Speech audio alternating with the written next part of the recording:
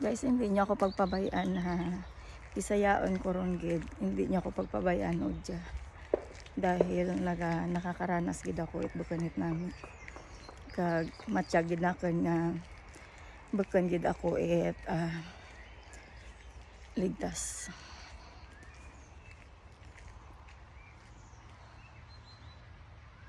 Kapag muya akin sitwasyon, usuyon nyo ang aking pamilya sa Santa Cruz, Pandan, Antique. Basta hindi nyo gid ako pagpabayaan. Nagangayo gid ako sa inyo itbulig nga hindi nyo ako pagpabayaan. Dahil ang mga tao, mga Pilipina nga namad sa akin sobrahan. Kag nakita ko gid nga wa gid nanda ako ginaputi ngal maskin wa ako ginaobra, maskin naga-enjoy ako halang alam mo vlog, dahil ako ang tawo nga naga-enjoy ako sa akin gina-vlog. Kag uwa ta ka nagaumpisa gulo nga mahambal mo nga manamad ko kapwa nakin uwa. Nagangayo ako bulig sa mga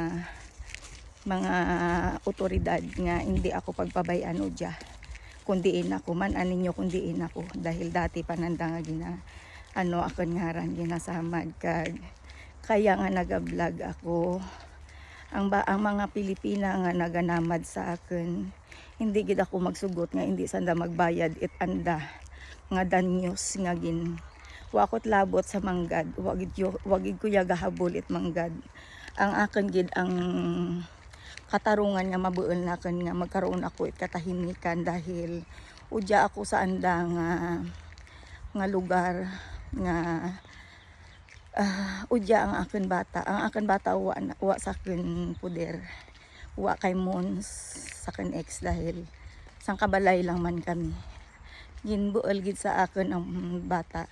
Nagbalik ako udya, uwa ako nagagulo sa anda. Nagbalik ako udya dahil gusto nakin nga